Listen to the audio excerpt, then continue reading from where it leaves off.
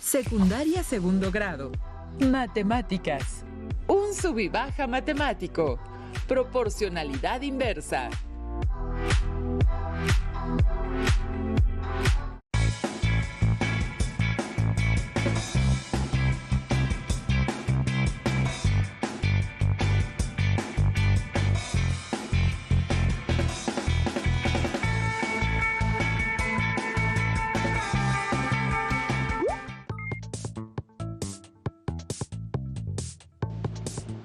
Les damos la bienvenida a Aprende en Casa 3. Esta sesión corresponde a la asignatura de Matemáticas para segundo grado de secundaria. Les invitamos a estar atentas y atentos para reflexionar y comprender los planteamientos que vamos a estudiar. Les recomiendo realizar anotaciones de los aspectos que consideren importantes, así como las dudas que les puedan surgir a lo largo de la sesión. Soy el maestro Julio César Cedillo Sánchez y en esta ocasión, junto con el maestro Alberto Valentín Carrillo Álvarez, les ayudaremos a comprender el tema de esta sesión. Bienvenido, maestro. Muchas gracias. Bienvenidas y bienvenidos. ¿Cómo están? Espero que se encuentren muy bien. En esta sesión analizaremos situaciones de proporcionalidad inversa a partir de sus representaciones tabular, gráfica y algebraica. Allá en casa, consideren que es importante participar en las actividades que les vamos a proponer a lo largo de la sesión. Para ello les recomiendo que lleven un registro de las ideas principales, las preguntas y reflexiones que surjan durante el desarrollo de esta sesión. Por lo mismo, les sugerimos que tengan a la mano los siguientes materiales que vamos a utilizar: su cuaderno de matemáticas u hojas blancas, un lápiz o un bolígrafo, una goma. Si tienen discapacidad visual, preparen hojas Leyer, punzón y regleta. Es momento de comenzar. A algunos nos gusta jugar con la pelota, carritos, muñecas, correr, salir al parque, divertirnos con los columpios, la resbaladilla, un sub y baja, ¿verdad? Igual en esta sesión vamos a jugar con las matemáticas para divertirnos un poco. Seguramente se preguntarán, ¿de verdad las matemáticas pueden ser divertidas? Ya verán que sí. No pierdan atención. Para iniciar tengo aquí un carrito de juguete. Vamos a lanzarlo varias veces. Maestro Valentín, si tuvieras que describir el movimiento del carrito, ¿qué aspectos considerarías? Consideraría la velocidad, la distancia que recorre, el tiempo, su trayectoria. Pensemos que mi carrito va a recorrer esta distancia fija en línea recta. Voy a realizar distintos lanzamientos. ¿Qué observa, colega? Noto que el carrito en cada lanzamiento presenta distintas velocidades y además lo recorre también en distinto tiempo. Así es, colega. Es una buena observación. Es una descripción sencilla del movimiento del carrito. Observamos que en la velocidad interviene la distancia y el tiempo. Por ejemplo, consideremos de la física que la velocidad media de un objeto es la razón o cociente de la distancia recorrida por el objeto entre el tiempo transcurrido. En lenguaje algebraico decimos P es igual a D entre T. En donde despejando a D se tiene que es igual a V por T. Ahora les plantearé a las y los estudiantes la siguiente pregunta. ¿Por qué despejamos a D? Ahí está el juego de la sesión. En este caso la distancia está fija mientras que la velocidad y el tiempo del carrito son variables. Para comprender esta relación, analicemos la siguiente situación. Antonio juega con su carrito de juguete. Lo lanza 4 veces hacia una pared que se ubica a 10 metros de distancia. La hermana de Antonio utiliza un cronómetro para registrar en una tabla el tiempo T que el carrito tarda en llegar a la pared en cada lanzamiento.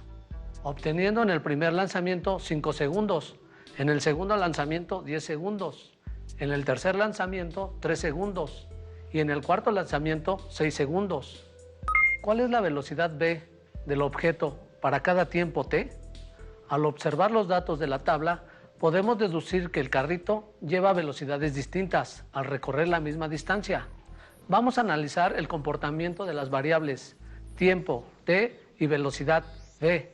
Involucradas para ello, hagamos las siguientes preguntas. ¿Cuál es la velocidad v del objeto para cada tiempo t? ¿Cómo se comporta la velocidad v del carrito respecto al tiempo t? ¿Qué relación existe entre el tiempo t y la velocidad v correspondiente? Pienso que mientras más rápido vaya el carrito, el tiempo es menor. Vamos a analizar los datos calculando las velocidades correspondientes, organizando el tiempo de menor a mayor. En la fórmula, d igual a v por t, sustituyendo el valor de d igual a 10 metros, se tiene que 10 metros igual a v por t. Ahora sustituimos a t por 3 segundos. Se tiene que 10 metros igual a 3 segundos por v. Dividimos entre 3 segundos ambos lados de la igualdad y se obtiene que v igual a 10 sobre 3 metros sobre segundo. Observamos que para calcular la velocidad correspondiente, los 10 metros se dividen entre el tiempo en segundos que tardó el carrito en el lanzamiento. Con lo cual podemos complementar el primer renglón de la siguiente tabla. En la primera columna están ordenados de menor a mayor los tiempos de cada lanzamiento. De la misma manera a lo que hicimos para el primer renglón, podemos obtener el resto de las velocidades que faltan en la segunda columna, obteniendo 10 entre 5 metros sobre segundo en el segundo renglón, 10 entre 6 metros sobre segundo en el tercer renglón y 10 entre 10 metros sobre el segundo en el último lanzamiento. Como se ha mostrado, conforme el tiempo que tarda en llegar a la pared aumenta, la velocidad disminuye. Eso me recuerda a un sub y baja del parque, ya que andamos recordando nuestra niñez. Así es, colega. Aunque veamos con lupa los datos de la tabla, observemos en el segundo y cuarto renglón, tenemos que el tiempo aumenta al doble, mientras la velocidad media disminuye a la mitad. El doble de 3 segundos es 6 segundos. Por otro lado, la mitad de 10 tercios de metros sobre segundo, que es lo mismo que multiplicar 1/2 por 10 tercios, es 10 sextos de metros sobre segundo. ¿Qué pasa con la velocidad si el tiempo aumenta al triple? O mejor aún, ¿qué pasa con el tiempo si la velocidad aumenta al triple? ¿Verdad que se empieza a poner divertido eso de jugar con carritos y matemáticas? ¿Qué pasa con la velocidad v si el tiempo t aumenta al triple? El tiempo dado es t igual a 9 segundos. Sabemos que la velocidad se obtiene como 10 metros sobre el tiempo en segundos. Sustituyendo el tiempo, obtenemos la velocidad 10 sobre 9 metros por segundo. Observamos que 10 novenos es igual a 1 tercio por 10 tercios de metros sobre segundo. Es decir, la velocidad disminuye una tercera parte mientras el tiempo aumenta al triple. Podemos decir entonces que conforme el tiempo aumenta, la velocidad disminuye en la misma proporción. Además, el producto entre el tiempo t y la velocidad v es igual a 10, la cual se llama constante de proporcionalidad inversa. ¿Qué pasa con el tiempo si la velocidad aumenta al triple? Pensemos que la velocidad v es de 4 metros por segundo. Como se tiene que t por v es igual a 10 metros, sustituyendo v se tiene que t por 4 metros por segundos es igual a 10 metros. Dividiendo entre 4 ambos lados de la igualdad, t por 4 entre 4 es igual a 10 entre 4. Simplificando, se tiene que t es igual a 5 medios, que es igual a 2.5 segundos. Comparando con la velocidad 1 metro sobre segundo del penúltimo renglón, notamos que una velocidad de 4 metros sobre segundo es el cuádruple o 4 veces, mientras que el tiempo 2.5 segundos que obtenemos es la cuarta parte de 10 segundos. A partir de los casos anteriores, decimos que las variables t y v son inversamente proporcionales. Excelente, maestro César. ¿Puede mostrarnos otra situación de este tipo? Claro que sí, colega. En la geometría también se presentan situaciones de proporcionalidad inversa, específicamente en el cálculo de áreas. Analicemos entonces el siguiente problema agrario. Un campesino ejidal quiere cercar un terreno rectangular de 120 metros cuadrados de superficie, donde empieza a cosechar maíz para cuidarlo del maíz transgénico. ¿Cuáles son las dimensiones del terreno? Para que podamos responder, apoyémonos de lo que ya sabemos, es decir, el área de un rectángulo es igual a su base por su altura. Veamos algunas posibles opciones de terrenos rectangulares. Por ejemplo, el terreno rojo tiene 4 metros de base y 30 metros de altura, mientras que el terreno azul tiene 10 metros de base y 12 metros de altura. Y así sucesivamente, sin olvidar que todos deben de tener 120 metros cuadrados de área. Consideren que hay terrenos de distintos tamaños, unos más alargados, otros más anchos, algunos con forma de cuadrado. Así es, pero la clave está en que podamos ordenar la información para identificar relaciones que a simple vista no son fáciles de percibir. Para poder analizar mejor el comportamiento de las dimensiones de los rectángulos, vamos a organizarlos como se muestra en el siguiente esquema.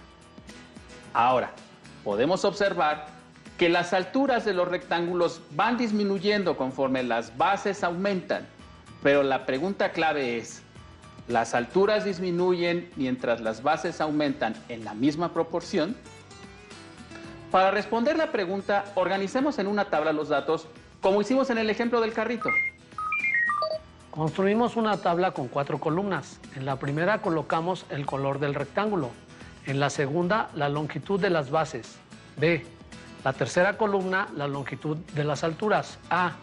Y al final el producto de ambas para confirmar que el rectángulo con dichas dimensiones tiene 120 metros cuadrados de superficie.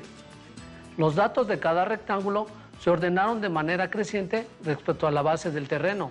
Tenemos que el rectángulo rojo, su base mide 4 metros y su altura es de 30 metros. Vaya que es un terreno muy alargado y delgado. Así es, colega. Mientras que el rectángulo azul, su base mide 10 metros y su altura es de 12 metros, y así sucesivamente hasta completar la tabla con los datos que tenemos. ¿Notas algo, colega? Observo un comportamiento similar de variación entre las magnitudes de la base y la altura de los rectángulos. Por ejemplo, en el rectángulo rojo, su base es la sexta parte de la base del rectángulo naranja, mientras que la altura del rectángulo rojo es 6 veces la altura del rectángulo naranja. Así es. Un comportamiento similar se tiene con las dimensiones del rectángulo amarillo y el rectángulo verde, mientras que la base del rectángulo amarillo es la cuarta parte de la base del rectángulo verde, la altura del rectángulo amarillo es 4 veces la altura del color verde. Por ello, podemos decir que la base del terreno aumenta y la altura del terreno disminuye en la misma proporción, con constante de proporcionalidad igual a 120. Por ello, podemos decir que las magnitudes B y A son inversamente proporcionales. Así es. El momento de hacer un pequeño resumen de lo discutido hasta aquí. Veamos las características de una proporción inversa. Dos magnitudes A y B en proporción inversa satisfacen. Su producto es constante. A por B es igual a K. Cuando una de ellas aumenta, la otra magnitud disminuye en la misma proporción. K es la constante de proporcionalidad. Con ello podemos ahora plantearnos el problema inverso, es decir, partir de dos magnitudes que son inversamente proporcionales, calcular datos faltantes. En los problemas anteriores, lo que hemos hecho es partir de datos para inferir la relación entre ellos. Es una proporción inversa. Ahora, la idea es aplicar lo discutido para encontrar valores faltantes en una relación de proporcionalidad inversa, para ayudar en la toma de decisiones. Veamos el siguiente problema. Un productor lechero tiene pasto y alimento procesado para mantener a 162 vacas durante 4 meses. Pero sabe que habrá desabasto alimenticio en los próximos meses. ¿Cuántas vacas se podrán mantener en la finca durante 12 meses con el mismo alimento? Si suponemos que todas las vacas comen la misma cantidad de alimentos. Notamos que la cantidad de alimentos será la misma, es constante. Lo que va a aumentar es el tiempo. Entonces, es de esperar que el número de vacas que se pueden alimentar sea menor, suponiendo que las condiciones son las mismas siempre. Es de esperar que el tiempo T y el número de vacas B varíen inversamente proporcional. Entonces podemos elaborar una tabla con los siguientes datos. Una columna para el tiempo y otra para el número de vacas en donde para el tiempo de 4 meses corresponden 162 vacas y para el tiempo de 12 meses corresponden un valor faltante de vacas, B, que debemos calcular.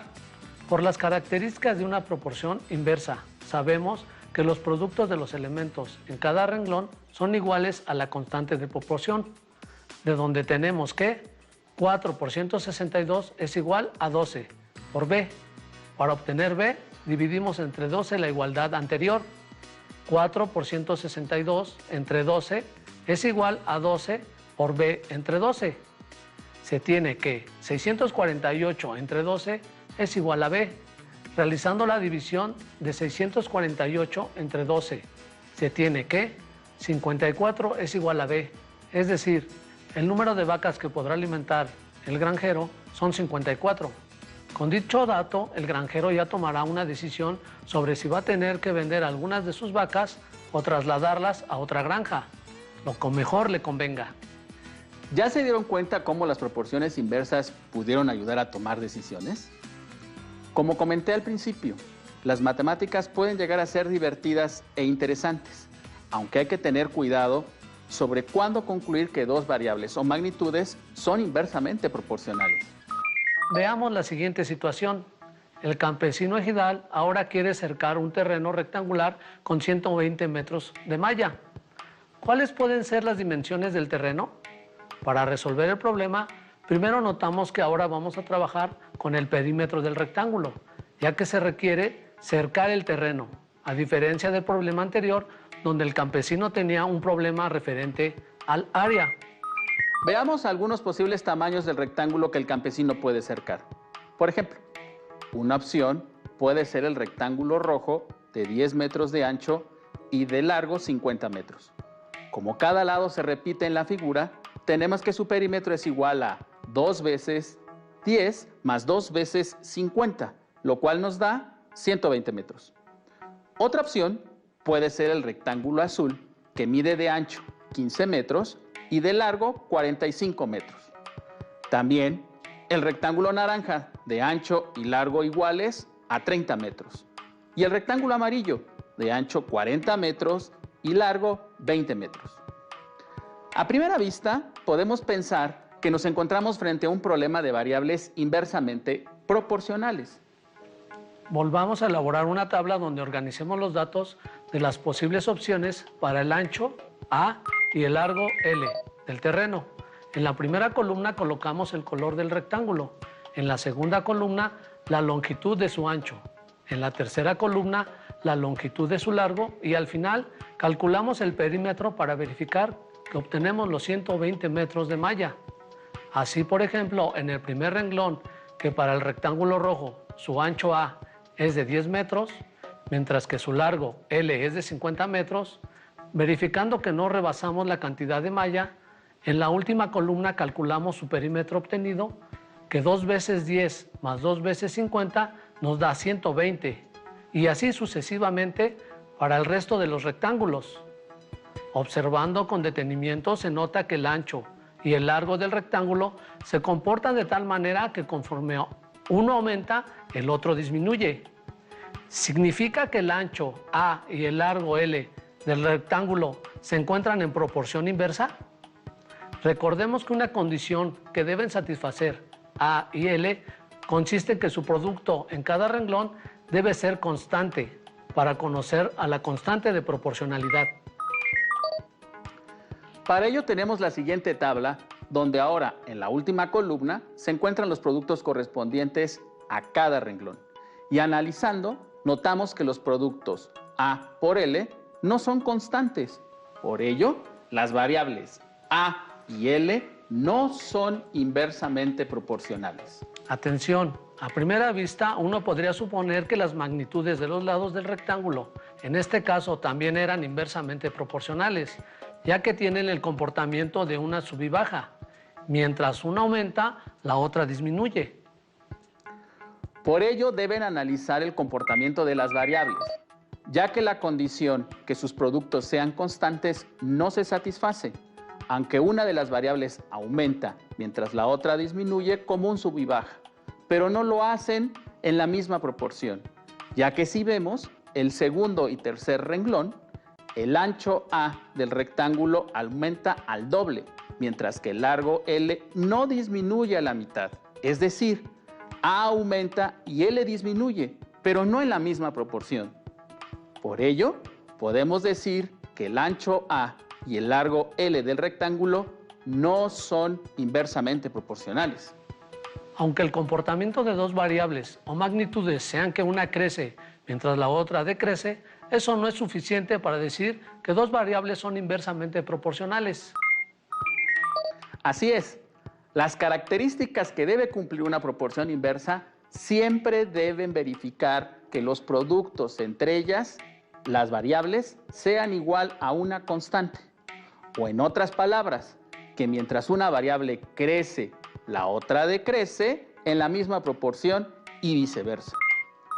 Para finalizar, les propongo el siguiente reto. ¿Existen cantidades inversamente proporcionales cuya constante de proporcionalidad K pueda ser negativa? ¿Qué signos debe de tener las cantidades consideradas para que su constante de proporcionalidad K sea una constante negativa? Reflexionen y consideren algún caso práctico donde se opera con cantidades con distintos signos. Queremos recordarles que elaboren sus notas, considerando las ideas más importantes del tema de hoy. Resuelvan los retos de ser posible y, sobre todo, anoten sus dudas y posibles dificultades. Agradezco a todas y todos ustedes. Les invito a que nos reencontremos en la próxima sesión de Aprende en Casa 3. Recuerden que este es un material de apoyo y que pueden consultar otras fuentes para completar lo que aprendan aquí. Hasta pronto. Hasta pronto. Si tienes dudas o necesitas ayuda, llama al Centro de Apoyo Pedagógico a Distancia. El número de teléfono para secundaria es el 55 36 01 71 23. Si requieres consultar los libros de texto en versión digital, recuerda que los puedes encontrar en la página conalitec.cep.gov.mx. Y recuerda que también cuentas con el sitio aprendeencasa.cep.gov.mx, en donde podrás ver nuevamente los videos de los programas y además encontrarás actividades para fortalecer tus aprendizajes. También te invitamos a que consultes la plataforma nuevaescuelamexicana.cep.gov.mx.